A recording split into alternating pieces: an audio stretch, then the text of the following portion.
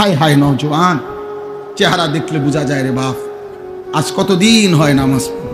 অনেক ছেলে, আমি বুঝি চেহারা, আমি বুঝি বাপ। তোমরা এমন অনেক ছেলে আসো, গত 365 দিনের এক বছরে কোনো দিন যে ফজরের নামাজ পড়ো নাই। হায় হায়, খোদার কসম, নবী বলছে যে ফজরের নামাজ পড়ে না সে মুনাফিক। আল্লাহর কসম, নবীজি বলছে সে মুনাফিক, মুনাফিক, মুনাফিক। হযরত আব্দুল্লাহ ইবনে ওমর বলছে, নবীর সাহাবী, নবীজির জামানায় আমরা ফজরের অনুপস্থিতি দেখে মুনাফিক চিনতাম। হযরত আব্দুল্লাহ ইবনে মাসউদ বলছে, নবীজির জামানায় নবীজি কাউকে মুনাফিক হিসাবে সন্দেহ করলে তাকে ফজরের নামাজে খুঁজতেন। 2 দিন বা 3 দিন অনুপস্থিত দেখলে খোদার কসম নবী বলতেন, হ্যাঁ আমি তার ব্যাপারে এটাই ভেবেছিলাম যে সে মুনাফিক। এজন্য দোস্ত, জুমার নামাজ, শুক্রবারের জুমার নামাজ মুমিন না মুনাফিকের চিহ্ন না। শুক্রবারের জুমার নামাজের ফজিলত আছে, অনেক ফজিলত, কিন্তু তুমি মুমিন না মুনাফিক, খোদার কসম এটা পার্থক্য করার, প্রমাণ করার চিহ্ন হলো ফজর, ফজর, ফজর, ফজর। কোন নামাজ? ফজর। এজন্য সাফ বললাম, ফজরের নামাজ যারা পড়ো না তারা মুনাফিক। আর তোমার নবী বলছে তুমি মুনাফিক। এবার হাসরের ময়দানে যাইও, তোমার কোন আব্বাই সুপারিশ করব তুমি যাই, তোমার কোন বাপে তোমার লেগে বসে দিছি, কারণ যিনি সুপারিশ করবে তিনি তো বলছে তুমি মুনাফিক। কথা বলে না? আরে সুপারিশ করবে কে? তো তিনি তো বললো মুনাফিক। তো তোমার কোন বাপে এবার সুপারিশ করবে? কোন আব্বাই তোমার সুপারিশ করবে? হ্যাঁ, সুপারিশ কি মামুর বাড়ি? হ্যাঁ, আপনি কি মনে করছেন সুপারিশের কোনো নিয়ম কানুন নাই? কথা বলে না?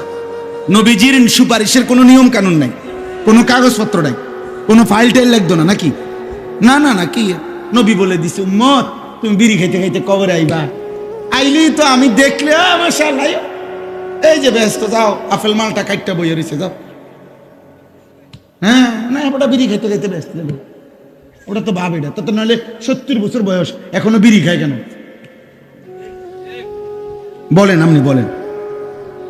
উনারে বুঝাই দিছে কেউ, সুপারিশ মানে তুমি গুনার উপরে মৃত্যু পর্যন্ত থাকবা, তুমি 70 বছরেও সুদ খাইবা, কিস্তি লইবা, তুমি গুনাহ কইরা মজবুতির সাথে গুনার উপরে টিক্কা কবরে যাইবা, নবী সুপারিশ কইরা তোমারে জান্নাত দিয়ে দেব। এর মানে সুপারিশের মানে এই না? না, আপনার বিবেক কি বলে এটা? তাইলে প্রিয় যুবক, তুমি বলো, গত 365 দিনে এক বছরে যে কোনোদিন 5 ওয়াক্ত নামাজ পড়বা না, পড়ো নাই, আমার বাপ, আজ বললে তুমি সুপারিশ কেমনে পাইবা? আব্বা কেমনে এত বড় ভুল করলা? এমন নবীকে কেমনে ভুলে গেল? তুমি জানো তিনি 23 বছর তোমার জন্য প্রতি রাতে কাঁদছে। 23 বছর তিনি এই পরিমাণ কাঁদছে। এক এক রাত ওনার স্ত্রী আম্মা জান আয়েশা রাদিয়াল্লাহু তাআলা আনহা বলেন, বহু রাত আমি দেখছি নবীর তাওয়াররামাত কাদামাহু, কানতে কানতে দাঁড়িয়ে থাকতে থাকতে 2টা পা মোবারক ফুলে ফুলে গেছে।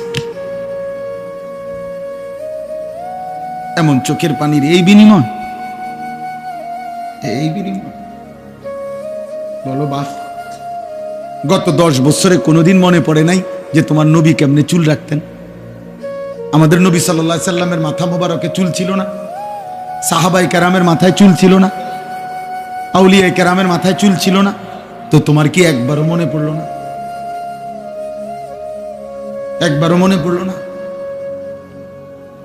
বলেন না। আমার দুঃখ এটা বাবা, বয়স্ক বাবা আপনারা কোন যারা বিড়ি খান, আপনি এই বিড়িওয়ালা দুর্গন্ধ মুখ নিয়া নবীজির সামনে কেমনে দাঁড়াবেন? বলেন না। আপনার বিবেক কি বলে? আপনার বিবেক কি বলে? আপনার বিবেক কি?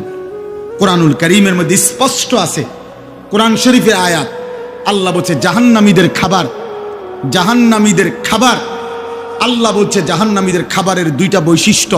এক, জাহান্নামীরা যে খাবার জাহান্নামে দিবে এর দ্বারা 1 নাম্বার তাদের ক্ষুধা নিবারণ হবে না, 2 কোনো পুষ্টি, কোনো ভিটামিন হবে না।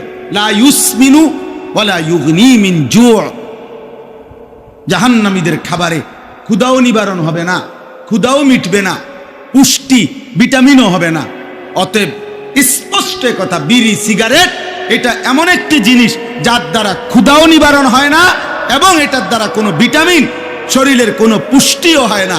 এই জন্য বিড়ি সিগারেট আর কিছু না হোক, এটা জাহান্নামীদের খাবার, এ ব্যাপারে কোনো সন্দেহ না। এটার মধ্যে না কোনো ক্ষুধা নিবারণ হয়, না কোনো পুষ্টি আছে এটার ভিতরে। আপনি কোন ডাক্তার? এই যে ডাক্তার আছে আমার পাশে, আমার সাথে আইছে, জিজ্ঞাসা